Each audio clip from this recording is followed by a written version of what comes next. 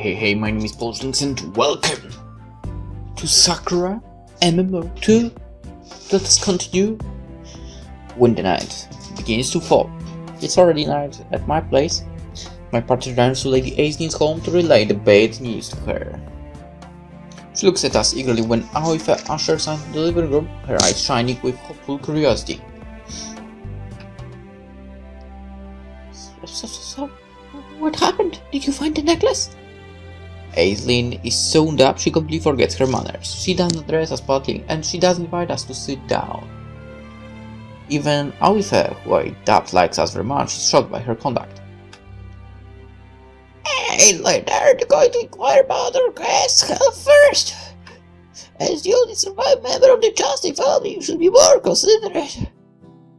Your parents taught you better than that.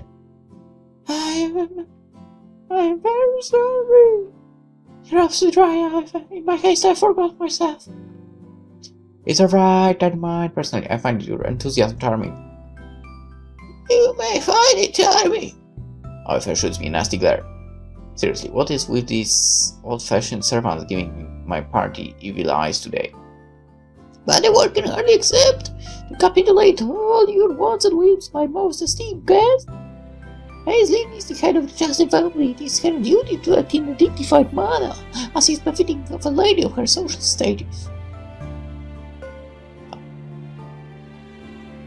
Wow, if I were a royalty, I would break so many rules. First of all, I wouldn't be garbage to people.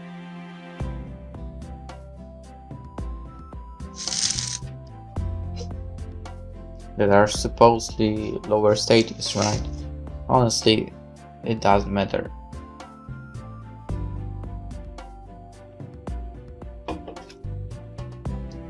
The status doesn't matter. Anyway. A failure of her duties will reflect poorly upon her entire bloodline, not to mention her services. Lapses inadequate and inadequate may not mean much to you, but they are of importance to us. Oh. If Milady forgets her mother, her marriage to Destus may have been called off. Well, that might be a good thing, you know. I know I don't want to marry into such a stuffy family myself. We tried to go and see him today, and the bastard turned us away at the gates. He didn't even let us inside, and he was so rude. It's because the Destus are very strict. You should have expected as much. We're not strict, we're garbage. Trash. We literally belong to the trash bin. But Taylor seems really nice. Why couldn't Lord High Destin? Fiona makes these missing quotation marks with her fingers. Good. Or whatever he's called, offer us the same courtesy? Yeah, son of his family is called Sierran. Or like Sheetran, or Shield basically. Not Lord High Destin, it is not my place to comment my mistress better on. It might not be replaced, but you don't like him, do you? My feelings towards Master Sierran, it's neither here nor there. And what about you, Aileen? You don't like Sierran, or whatever that sheethead has name of, do you? I don't really know. I have only met him on a handful of occasions. I suppose you're charming enough. Come on, don't lie to me. You mean you're gonna marry somebody you hardly know? I know it sounds silly, but that is how weddings are usually conducted between members of the nobility. That sucks! And that doesn't upset you! My feelings are immaterial. This wedding has to happen. Whether I want it or not, it has to. You don't sound too enthused to me. You sound like a lamb being led to the slaughtered and blushing bride. I'm merely fulfilling my duty, that is all. Duty? Oh, don't start on duties. Aileen's words for a noble are rather constrained. Fiona's right, she really doesn't sound happy. She's happy about this wedding at all. Alright, so here is the idea. Because, you know, If someone watched Sunrider or Chushingura, you would know I'm well known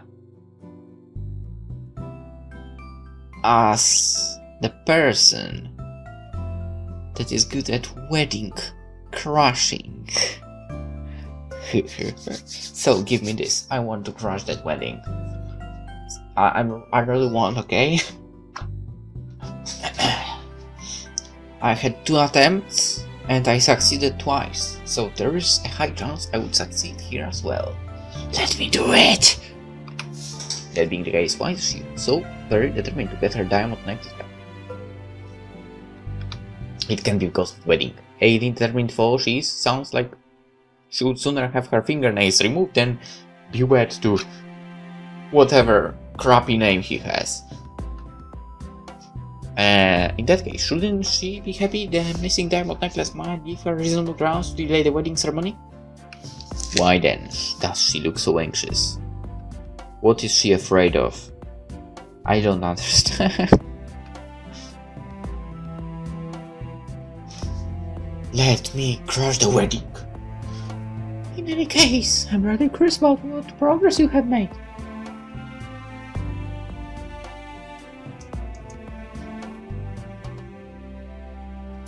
Well, we'd rather not tell you.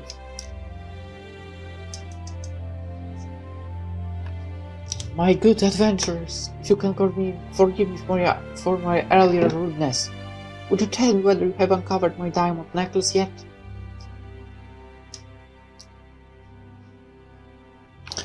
About that. I apologize, Lady Alien, but we have yet to make any progress on that front. Oh.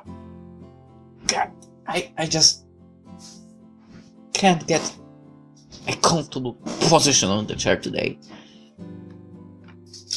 What? What? You don't mean that you do? I'm afraid it is as Viola said. For we canvassed the streets for many hours, asking everybody we met about your necklace. We have yet to find any leads. No leads, no one said my necklace. We have not heard a word about it. But I hope it turns up soon, if it has to. You need the necklace or... Alien slowly gets to her feet. The shock has turned her face white as sheet and she stumbles slightly. There's only one more day left, just one more day. Alright. Or what? Damn it! She turns her head and I follow her gaze. What is she looking at? Her large, fearful eyes are framed on the window. What are you looking at on that sky? You better don't see... I don't know.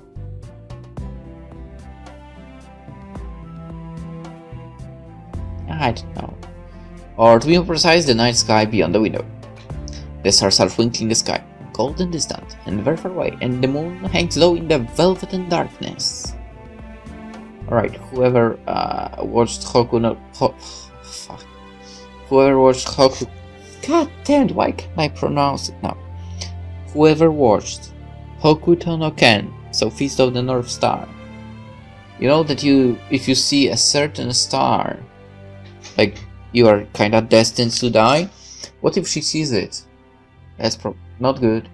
Very bad. The moon is round and full, just like a pearl. All of a sudden, an alien body begins to tremble. Her eyelids flutter shut. She pushes to one side and she can't stay herself in time. She doesn't have the energy. She's falling! Lady Arlene! Oliver dashed forward and attempted to catch her, but she's too old and too slow. I ran to any side, momentarily forgetting my own manners. I'm sure it's impolite to run in fancy cars like this, and I catch the girl before she can topple to the floor. Oh.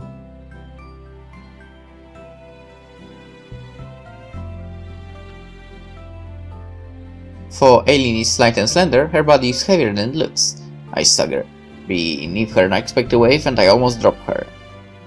Fortunately, I'm able to fortify my grip with magic. My fingers tighten around her upper arms, but not tight enough to leave bruises, and I press her limp body against my chest. At least she's still breathing. That's something.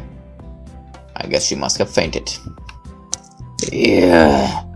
My face stirs me. For a few moments, she seems stuck for words. Is she impressed by my strength? Thankful for my help, or is she silently despairing that all kinds of manners have been thrown out of the window tonight? Your name is Viola, isn't it? That's right, what of it? You're current lady in your arms. Ah, is there a problem with that? It's the height of vulgarity. Nobody should be able to touch my mistress so brazely, save for the future husband. Sorry, but that future husband is not going to touch her. I thought I might be breaking a rule or two, but I had no choice. If I didn't catch her, she would have fallen. Fallen down. You wouldn't want her hurting her pretty face, would you? Her wedding's next week, after all. We are going to crash that wedding, but that maid doesn't. Did you know that yet? No, that's right. It's rather inappropriate, but it was very thoughtful of you, I'm sure. I'm too old to carry me, lady Asaph. I'll never be able to lift her. Then it's a good thing I'm here, isn't it? In a strange twist of fate, I suppose it might be. Huh! For such a show of her! If my hands weren't full of Eileen, I'd pinch Viola for giving away my true identity so easily. Fortunately, the old maid is so worried about her mistress, she doesn't notice that Viola let my true name slip. It looks like a dash night when she's carrying Eileen like that. It isn't fair! You should carry me like that! So, should I take the lady to her room? I think she needs to lay down. Oh yeah, of course, this way please. And as for you, Frigares, you can wait here. I don't want more people entering ladies' bedchamber than is strictly necessary. Oh, if it leads me through the complex maze of the Chastain home, all the while I hold on to the comatose alien, supporting her in my arms. After what seems like a small eternity, Alpha leads me to a bedroom which is every bit as fancy as the rest of the house. Whoa. The bedroom is gold and white in color, like the drawing room. An ornate four-poster bed with a canopy is in the corner. The silken sheets are woven with threads of gold. You can set me lady down on the bed and execute her from there. Alright. I set Aileen down on the bed, as instructed. She doesn't twitch, even as her head hits the pillow. She must have suffered a nasty shock. I can't help but feel responsible. Thank you for everything you've done for us. I never imagined you would see such an uncouth side of me, lady. It's quite embarrassing, really. Please understand the necklace is very important to her. That's why she acts so violently. Normally she's very good at giving her true feelings in check. Yeah, I understand. Of course I don't, not really, but it's clear to me now how dearly Aileen treasures her diamond necklace. How about we raid that crap you found in the other one? Can we do this? I just wonder why. Well, I won't linger here longer. I'll go now, and I won't tell anybody what I saw. Thank you, that would be appreciated. Ivy bows her head politely.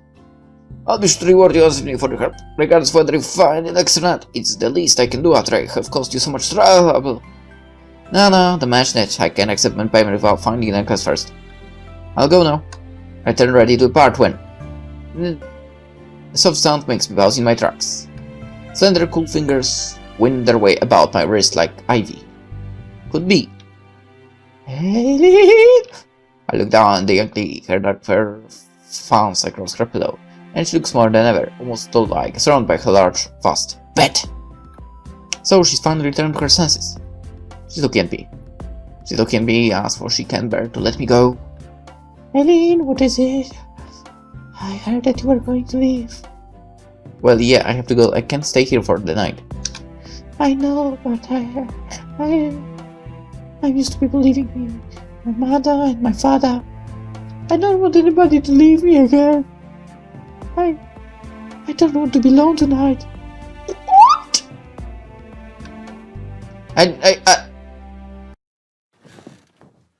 Yowza! With this declaration, Aileen pulls me down to the bed with her. Her arms wrap around my waist like I'm some kind of teddy bear. Her legs are ensnared with mine, ensuring I can move, and her head is resting against my chest. Was that just acting? I'm not one to get lost easily, especially not by the embrace of other woman, but I'm usually one who initiates hot embraces. I get pulled into them myself. This is all wrong. This isn't how it should be. I'm the one who should be in control. How did I let this one sleepy, spoiled rich girl get the better of me? Hey, Eddie, get a hold of yourself. I tried to push the girl away, but... Hey... You're kidding me, right? Eileen's eyes are closed, her lips are pursed, and it looks like she's fast asleep. There's a small smile on her face, and she looks so peaceful I feel guilty if I woke her. Not knowing what else to do, I cast a helpless look at Eileen's maid. Oh yeah... Oh, if I... Could you give me a hand here? Oh my... Alpha, however, makes no attempt to separate me from Eileen. Instead, she only watches staring. Oh, I knew my lady was a cuddler. She used to cling to me all the time when she was young, but I thought she had grown out of it by now. Perhaps she was suppressing her urges this whole time. I mean... I would definitely want to cuddle with Viola, so I understand her. That's all well and good, but can't you get her off me? She must be breaking any number of taboos. Indeed, You're right. I should separate the pair of you, but... But what? I haven't seen my lady look so relaxed in a long time.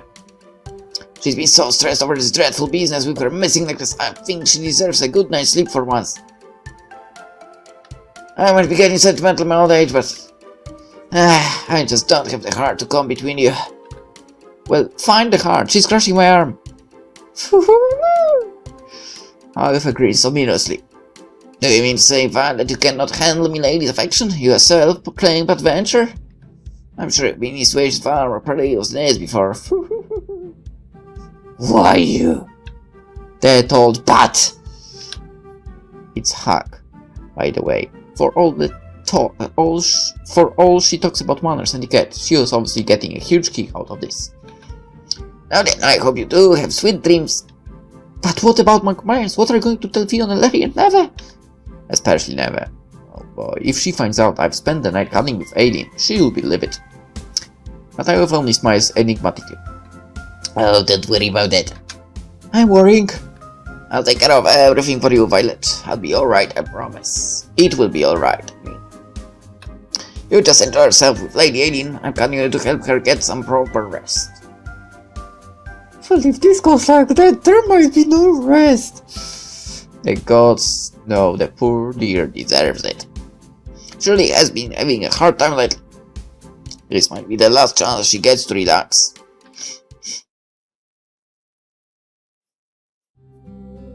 And so, in the end, I spent the night in Aileen's bed. The young lady's arms and legs are so thoroughly entwined with mine I can barely breathe, and it's impossible to prise her off. I suppose I could always hit her with a spell, then slip out of her armrest in the confusion, but that might cause her serious harm. Or, you could just teleport. You know how to do it, but in your situation, I wouldn't want to do that as well. But still, I would like to be in Aileen's position. I'd like being cuddled quite decidedly. I'm a girl, not a stuffed toy, but I don't dislike it to the extent that I want to hurt Aileen. Instead, I try and bear it.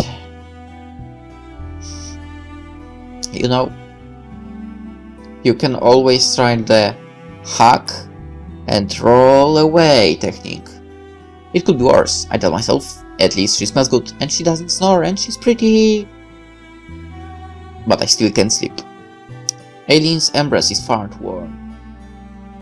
I thought it was because we were still wearing clothes, but now I'm starting to wonder. The heat radiating from Aileen's body is intense. She's far hotter than a normal human, and I don't mean in terms of her looks. That too. I pressed my forehead against Aileen's face experimentally, trying to gauge just how warm she is, and I draw back as though I've been stung. My forehead is burning. Her temperature is so high she could have some kind of fever, but Aileen's face remains easily relaxed as she sleeps. She isn't gasping for air, and her face isn't red. She's not even sweating. She's just warm. And naturally so. Why is it there?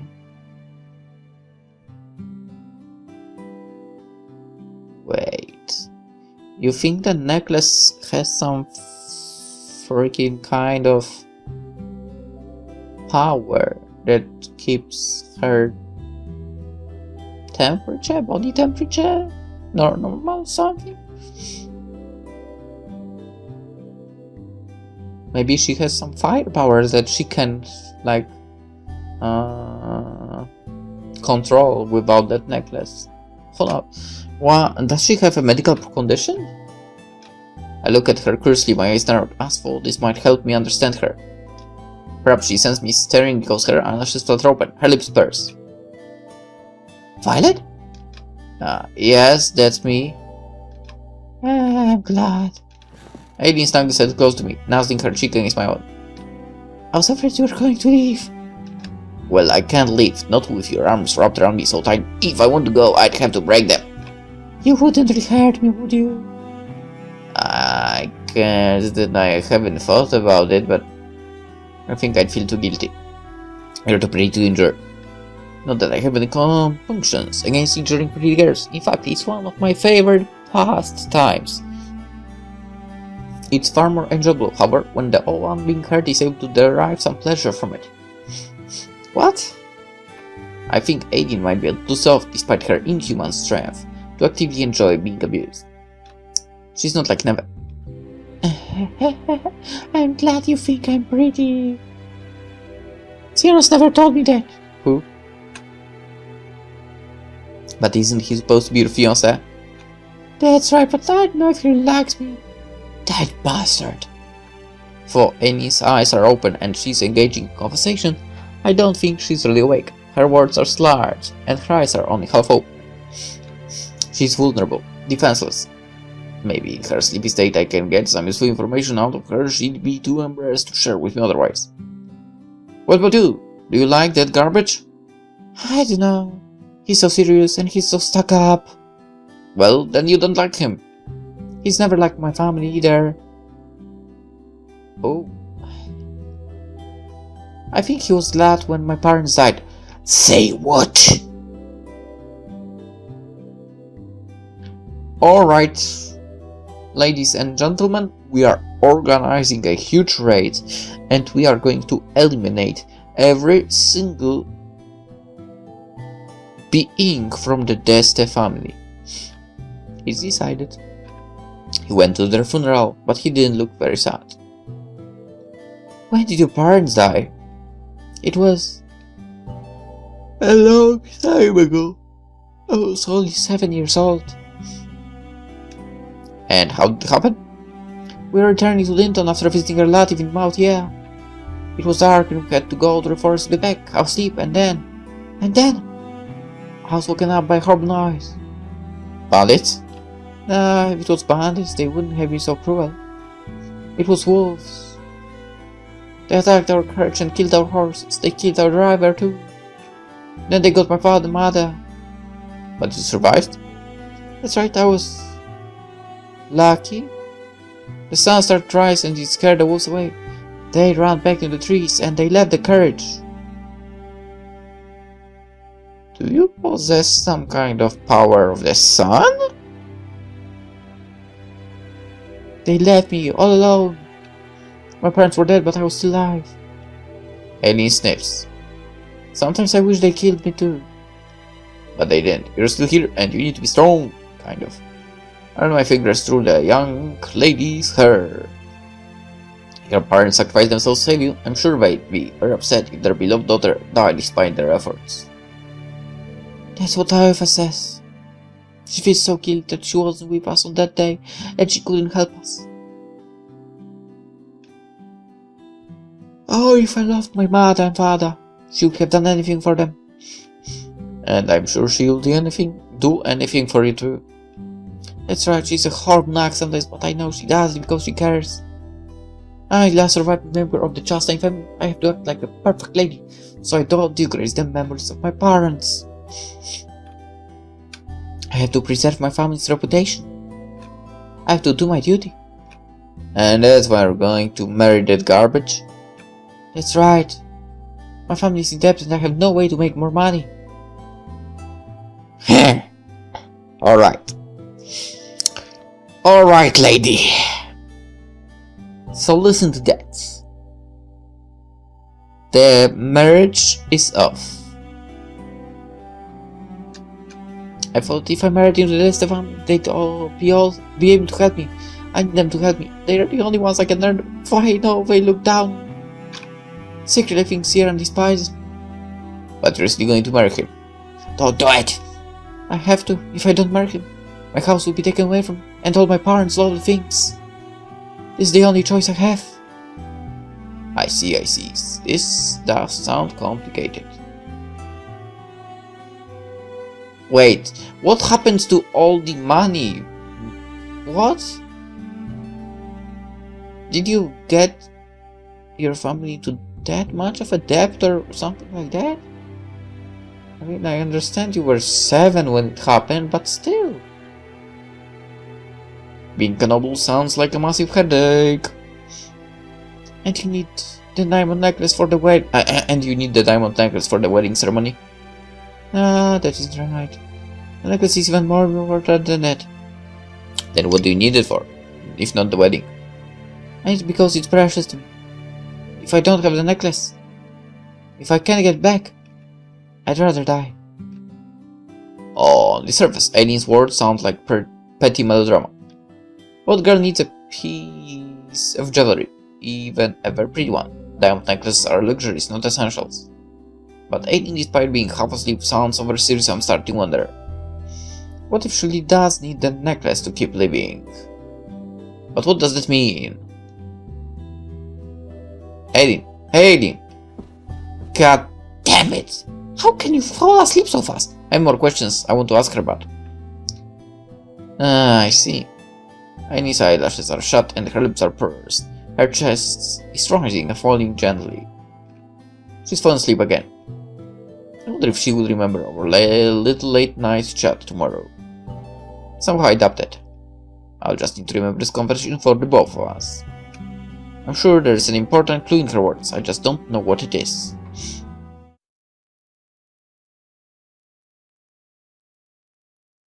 And you know what? I really want to destroy the Death Stefan.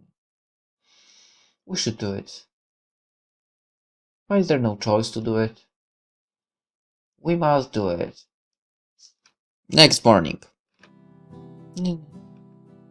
Aileen shifts slightly in her large, luxurious bed. Her long, dark eyelashes flutter. For the first time, her iron death grip around me relaxes. Finally, I can breathe. I forgot just how delicious the air could taste, especially after being clinched in around the waist by his frightening girl for a good 8 hours. How come you are in your sleeping underwear? I slip out from her grasp and take a seat on her side of her bed.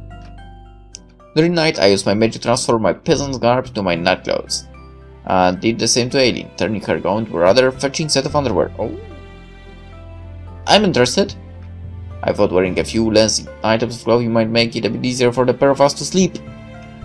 Not that I got much rest either way. Well, at least I got to look at Aileen's shapely body all night.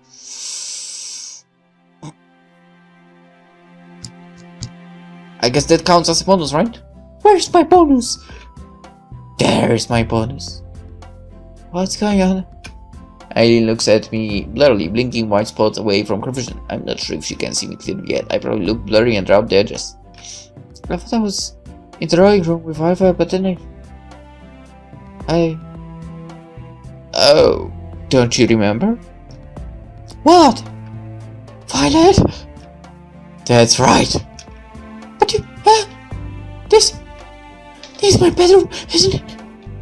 That's right, at least it was the last time I checked. But I've never invited anybody to my bedroom before. Nobody's allowed to come in here, other than myself and Ivy. What a pure, sheltered girl. She's so naive, it's almost making my heart flutter. Does it mean you've never had an amorous encounter with the opposite sex? Or the same? What? Of course not! I'm a noble lady! That would be highly improper. And anyway, I'm not really that interested in boys.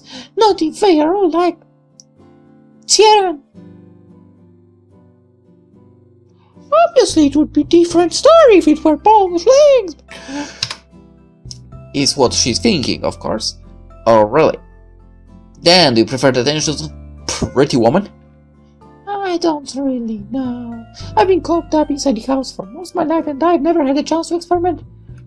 So, is that what you were doing with me earlier? Experimenting? Huh? No, I don't know. You mean you don't think I'm pretty? That isn't true. I do think you're pretty. I do think you're so pretty. No, that's just it. You're beautiful. Beautiful? Well, I appreciate that. You're not so very attractive yourself. Particularly in those nightclothes I picked out for her. Has Ace even realized how little she's wearing yet? Maybe she's so sleepy the full implications of our skimpy attire have yet to hit her. Well, since I'm such a nice, kind, caring woman, I suppose it's my duty to help her along a little. I wonder. What is it? Is that why you dragged me to the bed with you last night? Huh? What are you talking about? I don't really remember much of last night. You told me about the necklace and you said you still hadn't found it. I tried to calm myself down, but my head started swimming and everything went black. So, you've erased the events of last night from your memory? How convenient. I didn't do anything bad to you, did I? Well, that depends on what you mean by bad. I didn't really mind, though. I just never mind, but I was rather surprised. Surprised? You look like such a demure, well-bred lady. I didn't expect to be so forceful. I must say, I was very surprised when you pulled me down to your bed with you. I tried to get away, but you were too strong for me. You wrapped your arms around me and refused to let me go. I had to spend all night with you. Just the two of us. Our bodies pressed close together. And if that wasn't enough, you even stripped my clothes off of me. I haven't had such a steamy night in a while. Steamy, I still don't know how precise. I still don't know precisely what I did, but I am sorry. If I didn't find tormenting pretty girls so much fun, I would probably relent now, but unfortunately I do enjoy teasing girls. The prettier, the better. Aileen had her fill with my body last night, so now it's my turn to amuse myself with hers. I'm never going to let her live this down. Sorry.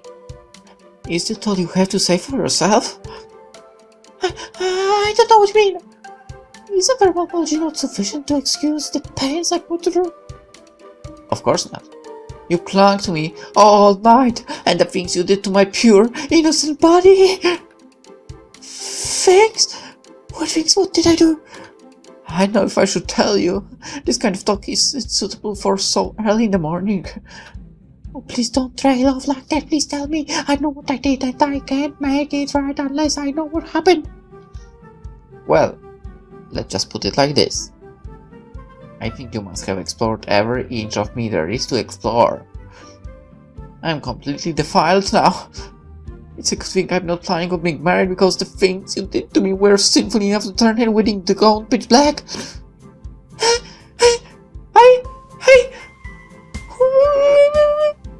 Aileen opens and closes her mouth, trying to search for something to say, but ultimately comes up blank. How can she explain the events of last night? It's not possible. And so it is, with a loud wail. That's so embarrassing! I'm really very sorry, so very sorry! I mean, I would scream that loud later, but it's middle of the night, so you know. The esteemed head of Chester family, Lady Aileen, throws herself down her bed and buries her face in her pillow. And we'll continue the events of the day in the next episode. Hope you enjoyed. Hope to see you tomorrow. Bye bye.